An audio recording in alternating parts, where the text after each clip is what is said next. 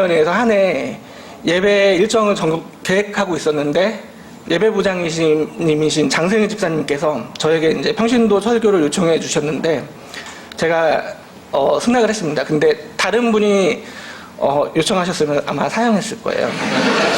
왜냐하면 이제 장로님이나 뭐 권사님도 뭐 몇 년에 한 번씩 올까말까한 그 평신도 설교를 저같이 나이 어린 집사가 감당하면 안 되는 일이라고 생각했는데 교회 오신 지 2년도 안 되고 뭐 평신도 설교를 2번이나 이미 하셨고 심지어는 저보다 나이도 어리신 장승희 집사님 요청이 차마 언덕교회 장기 출석자로서는 차마 거절할 수 없었습니다. 그래서 언덕 와서 설교 빼고는 거의 모든 역할을 제가 다 맡아왔던 것 같은데 오늘 평신도 설교를 통해서 드디어 완벽한 언덕 교인으로 거듭나는구나 그런 느낌이 듭니다. 그리고 제가 언덕에 오랫동안 있었는데 먼저 언덕에 어떻게 해서 오게 됐는지 말씀드리겠습니다. 제가 언덕에 처음 온 게 대학생이던 27살 2004년도 4월에 왔습니다. 그 당시 저는 영등포 신길동에 살고 있었는데 언덕교회는 이제 구로지털역 근처에 YWCA 건물을 임대해서 예배드리고 있었던 때입니다. 언덕에 온 결정적인 계기는 제가 태어났을 때부터 이제 다니던 교회가 있었는데 그 교회에서 일어나는 문제, 목회자 문제로 고민을 하던 중에 마침 언덕교회를 소개하는 중앙일보 기사를 읽게 되었습니다. 그 기사 내용이 새로운 교회를 참립했는데 모범 정관을 만들고 무소유를 실천하고 평신도 중심으로 운영하는 교회를 만들어 한국교회 개혁에 앞장선다는 내용이었던 것 같습니다. 당시 제가 다니던 교회는 그 담임 목사님 은퇴 후에 부목사님이 담임 목사님이 되셨는데 이제 교회에서 일어날 수 있는 전형적인 문제들이 일어나고 있었고 그 문제들이 당시 20대인 저의 감성적으로나 이성적으로나 용납할 수가 없었습니다. 그리고 그 시기에 한국 대형교회에서 벌어지는 망언, 횡령, 간통, 목회자 세습 등 문제로 인해서 교회가 위선적이고 독선적이라는 지탄을 받고 있었는데 이런 분위기가 맞물려 그 시기 기독교인으로서 저의 신앙을 다시 돌아보는 계기가 되었습니다. 그러던 차에 중앙일보 교회 기사를 보고 바로 내가 찾던 교회구나 느낌이 들어서 마침 집에도 가깝기도 하고 해서 이제 옮길 결심을 했는데 하지만 태어나서 계속 오랫동안 다녔던 교회를 막상 옮기려고 하니까 좀 많은 걸 잃는 느낌도 들고 그리고 쉽사리 옮기기가 두려워서 한 6개월 정도를 고민을 하다가 이제 마음의 정리도 하고 교인들과 작별 인사도 이제 친하게 지냈던 분들이랑 작별 인사도 하고 미리 준비하면서 이제 끝에 언덕교회 4월 마지막 주일에 처음 방문했습니다. 그리고 지금도 언덕에는 저보다 오래 교회 창립 시절부터 다녔던 장로님, 권사님, 집사님들이 계시기 때문에 교회 초창기 모습은 들을 기회가 아마 많으실 건데 오늘 제가 이제 평신도 설교를 통해 들려드리고 싶은 이야기는 그 당시 20대 청년으로 언덕에 와서 지금 40대 초반이 됐는데 언덕까지 함께 하는 과정 동안 언덕교회가 주장하고 실천해 왔다고 느끼는 언덕의 정신에 대한 이야기입니다. 바로 언덕 4대 비전과 10대 실천 지침입니다. 언덕교회 장기 출석 교인으로 이해하고 느낀 바를 개인적인 의견으로 말해보고자 합니다. 마침 오늘이 창립 주일이기 때문에 딱 맞는 것 같습니다. 저는 언덕교회 신문기사를 처음 접하고 바로 교회 홈페이지에 들어와서 언덕교회가 어떤 교회인가 둘러봤습니다. 언덕교회 4가지 비전과 10대 실천 지침을 비롯해 언덕 규약을 읽고 그 당시 20대인 청년에겐 너무나 매력적인 교회로 다가왔습니다. 지금도 매주 주보 앞페이지에 실려있는 비전과 실천 지침은 언덕의 정체성이다 다른 교회와 차별화되는 가치이기 때문에 새로운 분들을 언덕교회로 오게 하는 핵심적인 지향점이 아닐까 저는 생각합니다. 개인적으로 그렇게 생각합니다. 그 4대 비전을 읽어드리면 1. 삶의 모든 영역에서 드리는 참 예배를 실천하는 교회 2. 민주적으로 운영하는 교회 3. 소외된 이웃과 지역사회를 돌보는 교회 4. 한국교회의 건강회복을 위하여 일하는 교회입니다. 우리가 당연하게 생각하는 언덕교회의 비전을 저는 요즘에도 종종 우리 교회를 하면서 이거를 비판하는 기독교인을 종종 만납니다. 우리 교회 4대의 비전을 보고 이렇게 얘기하죠. 민주적으로 교회를 운영하면은 기도를 통해 하나님의 말씀을 듣고 하나님의 계시를 듣는 사람을 무시하고 신본주의를 부정하는 것이다. 또 교회는 사회봉사단체가 아닌데 하나님의 예배하는 것만으로도 충분한데 봉사활동은 교회의 본질적인 부분이 아니다. 그리고 한국교회의 건강회복을 위한다는 건 그럼 지금 한국교회가 잘못되어 있냐? 무슨 근거로 그렇게 교회가 잘못되어 있다고 비판을 하는가? 뭐 이런 얘기를 아직도 듣고 있는데요. 이런 이야기를 들으면 저는 언덕교회가 시대적으로 앞서 있다고 생각하지 않고요. 단지 이제 성경을 높은 차원에서 이해하고 있다고 생각합니다. 시간이 오래 지난다고 다른 교회와 이런 부분에서 일치할 거라고 생각하지 않습니다. 저도 성경을 많이 읽고 공부하고 그러지는 않았지만 주일학교를 유치원 때부터 중고등학교를 거쳐 매주 설교를 듣는 보편적 신자로서 판단하건대 언덕의 실천 지침은 매우 성경적이라고 생각합니다. 4대의 실천 지침을 비판하는 분들을 보면 저 또한 언덕에 오기 전에는 그렇게 생각해 왔기에 무슨 말씀을 하는지 이해할 수 있습니다. 그분들이 성경을 충분히 숙고하지 않아서 이해력이 부족하거나 도덕적이지 않아서가 아니라 오히려 그분들이 다니는 교회의 가르침에 충실하고 성실하게 따르고 있기 때문이라고 생각합니다. 그렇기 때문에 언덕에서 이제 처음 신앙을 시작하는 것이 아니라 이미 다른 교회에서 신앙생활을 하다 언덕에 오는 것은 큰 용기이자 결단이라고 저는 생각합니다. 기존 교회의 가르침에 너무 충실했다면은 언덕에 올 수 없었을 겁니다. 기존 교회의 신앙은 교회 내의 신앙은 하나님과 나와의 관계가 전부이고 교회 목회자들의 부정을 목도하더라도 목회자에 대한 징계는 평신도의 역할이 아니라 하나님의 역할이며 그리고 평신도는 하나님께 기도하며 기다리는 것이 전부이고 이것이 성숙한 신앙의 자세이기 때문에 교회 부정으로 인해 교회를 떠나게 되는 일은 신앙에서 목회자를 우선시하고 하나님을 저버리는 나약한 신앙이라고 얘기합니다. 교회 내 패단은 기도의 대상일 뿐이지 이성적 비판의 대상이 아닙니다. 비판을 가하는 순간 불난자가 되고 그곳을 떠나기 강요당합니다. 초창기 언덕에는 전에 다니는 교회 문제로 이성적 비판과 기존 신앙 간의 모순으로 하나님께 벌어진다는 두려움을 가진 기성교회에서 상처받은 분들이 많이 오셨습니다. 저 또한 그렇게 오게 된 사람 중 하나입니다. 저는 신앙적 두려움과 상처를 갖고 언덕에 와서 저와 같은 문제의식을 갖고 신앙생활을 하고 있는 언덕교우분들을 만나 많은 상처가 치유되었고 신앙적인 성숙함을 얻었습니다. 우리가 언덕에 와서 신앙생활이 만족스럽다면 이곳에서 같은 신앙관과 올바름을 추구하는 동료 교인들을 만나서 함께 교제하고 예배드리는 가운데 그 과정에서 서로 동질감을 느끼기 때문이라고 생각합니다. 언덕교회는 우리를 하나로 갖게 만들고 우리가 동의하는 신앙에 대한 10대 실천 지침을 제시하고 있습니다. 언덕의 10대 신앙 지침에 대해서 저는 운영위원으로서 참여하는 동안에 좀 생각을 정리할 기회가 있었는데요. 제가 느끼고 생각하는 실천 지침에 대해서 한번 말씀드리겠습니다. 1. 모든 가족이 함께 예배를 드린다. 교회 소유의 건물이 없고 강당도 한 개인데다가 교인 수가 적어서 강제적으로 잘 지키고 있는 실천 지침이라고 생각합니다. 중학교, 고등학교 청년부 학생들도 부모와 같이 예배를 드리는 것을 좋아하는지 물어보아야 하겠지만 저의 경험으로 학생 인원이 충분히 많다면 또래끼리 예배드리는 게 더 유익하고 즐거울 것이니 이거는 성인 부모 중심의 사고가 아닐까 생각합니다. 하지만 이상적인 교회의 모습이 가족과 같은 교회라는 점에서 표어적으로 이상적인 지침이라는 점에서 동의합니다. 그리고 2. 모든 교인이 참여하는 사회봉사활동을 정기적으로 시행한다. 저는 정기적인 봉사활동이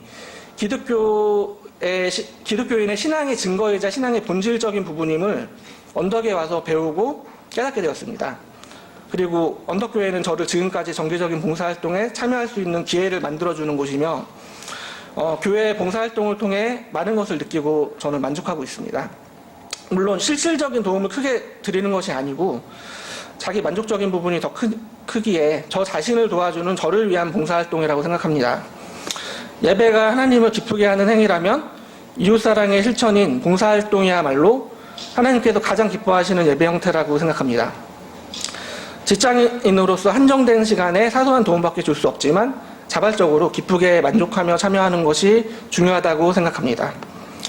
3. 정기적으로 다른 교회에 참여하는 흩어지는 예배를 드린다. 우리와 다른 형태의 교회 예배에 참여함으로써 언덕을 객관적으로 돌아보고 배우고 개선할 수 있는 기회를 주고자 하는 취지가 들어있는 지침인 것 같습니다. 일반 교회는 자기 교인이 멀리 이사를 가더라도 다른 교회에 가지 못하게 붙잡아 두거나 이웃 교회 교인을 빼앗길까봐 노심초사하는 것과는 다르게 언덕은 흩어지는 예배를 통해 다른 교회의 장점을 보고 배우게 하고 언덕 교회보다 본인에게 잘 맞는 교회를 발견할 기회를 주고 나아가 방문한 교회가 더 좋으면 그리로 가도 좋다. 뭐 이런 자신감이 있는 선언인 듯 합니다. 1년에 두세 번 정도 생기는 일요일이 5번인 달 마지막 주일에 운영하는 것이 원칙인데 어느 순간부터 이제 구정과 추석 연휴에 흩어지는 예배를 드리고 있습니다. 뭐 편법이라고 이제 비판도 있지만 명절 기간에 실질적인 예배 참석 인원이 부족하는 문제가 있고 가족을 모이는 명절에 고향 교회에서 예배를 드리게 함으로써 본 교회에 빠진다는 죄책감에서 해방시켜주는 심리적인 차원에서 운영하는 것도 나쁘지 않은 것 같습니다. 다른 교회에서 볼 수 없는 우리 언덕만의 특색 있는 좋은 제도라고 생각합니다. 모든 직분의 임기제를 실시한다. 그 직분의 임기제는 교회의 민주적인 운영과 의사결정을 위한 언덕의 대표적인 제도입니다. 일반 사회에서 오래전부터 당연한 제도를 교회에 도입하니 대단히 가감하고 신선하다고 느껴지는 것이 좀 오히려 신기합니다. 저는 아직 언덕에서 본인 의사에 반하는 직분의 임명, 재신임 또는 사임을 보지 못했습니다. 개인적으로 권자견 활동을 통해서 이 제도에 대해서 좀 깊게 생각해 보았는데요.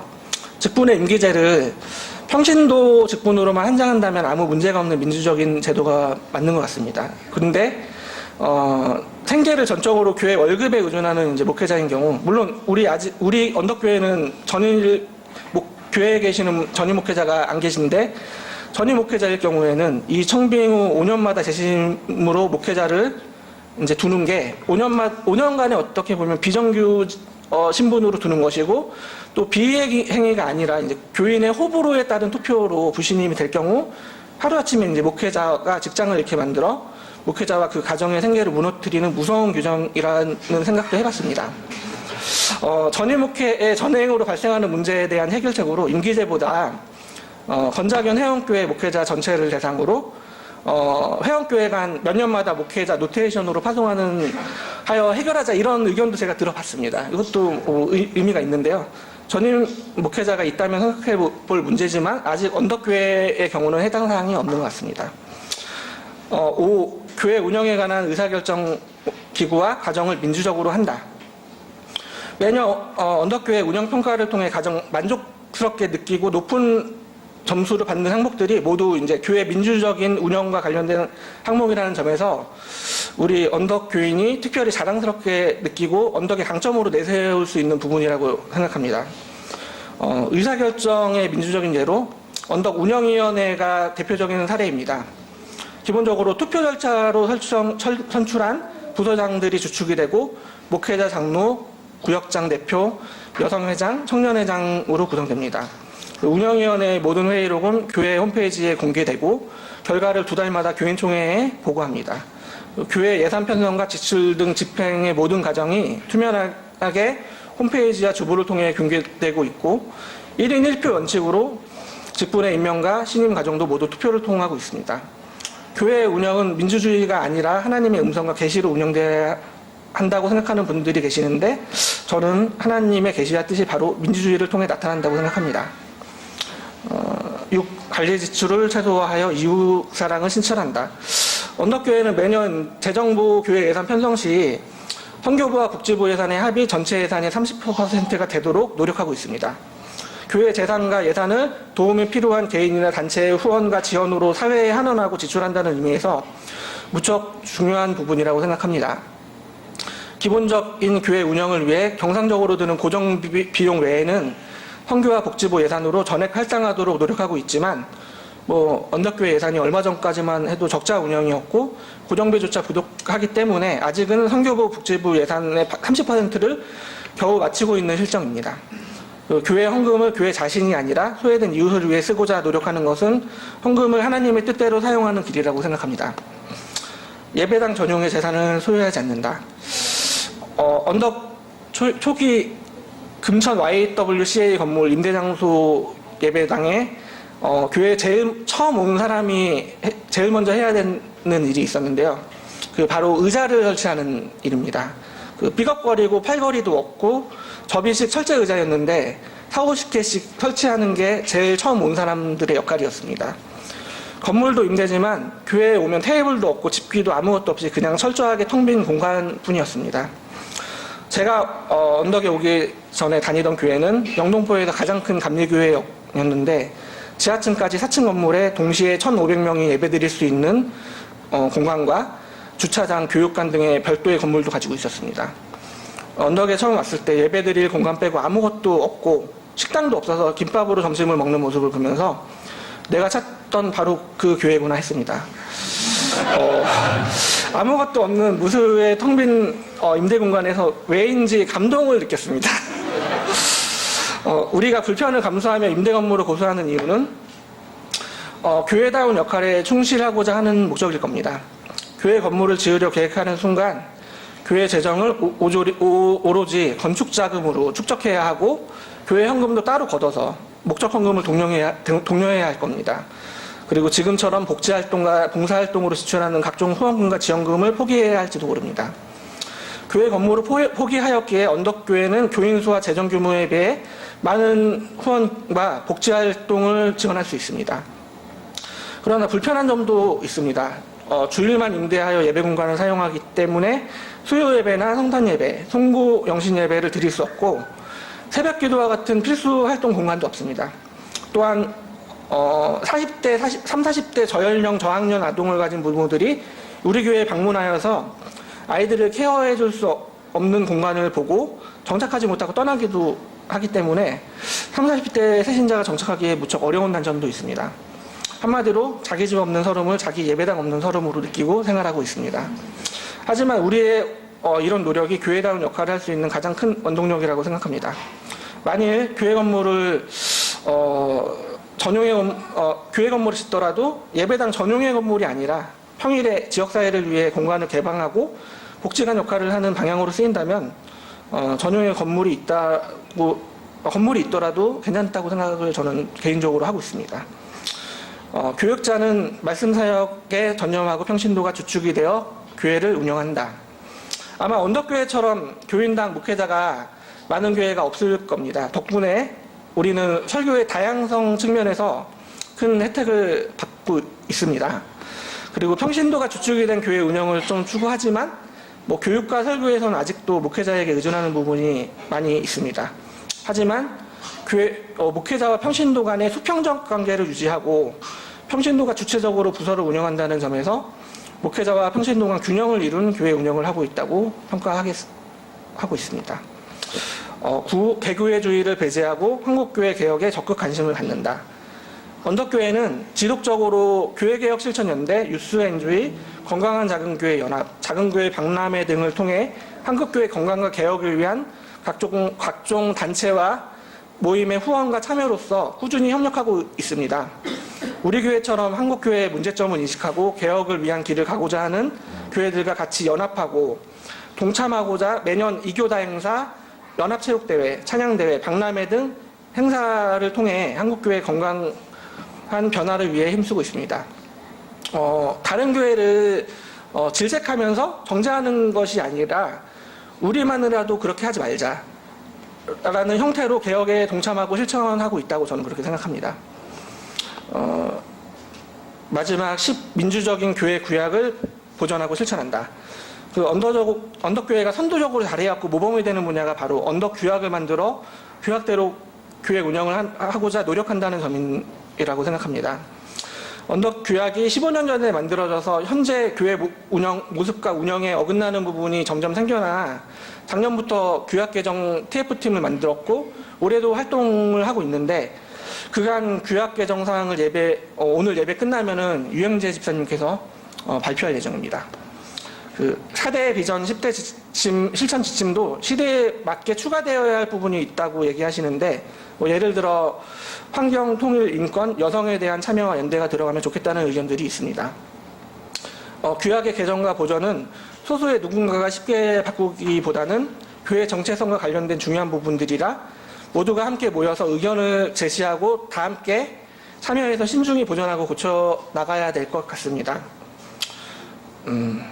10가지는 다 얘기했고요. 제가 14년 전에 언덕교회 홈페이지에서 4대 비전과 10대 실천 지침과 규약을 보고 참 좋은 교회라고 생각하고 언덕에 왔는데 제가 여태까지 언덕에 계속 남아있는 이유는 이런 언덕의 정신에 같이 동의하고 동참하는 신앙적 동질감을 느끼는 여기 계신 교우 여러분들이 계시기 때문입니다. 언덕교회는 작지만 다양성이 넘치고 신앙의 삶을 살아가며 서로의 다름과 차이를 인정해주는 풍부함과 간용이 넘치는 교회라고 생각합니다. 오늘 창립주일에 자신이 언덕교회를 발견하고 처음 왔을 때 느꼈던 새롭고 고마웠고 감동했던 순간들을 기억하며 다시 되새겨본다면 언덕교회는 언덕스러움을 잃지 않는 모습으로 늘 남아있을 것입니다. 기도하겠습니다. 주님, 언덕 창립주일을 맞아 우리의 정체성에 대해 돌아보았습니다. 처음 언덕이 창립되었을 때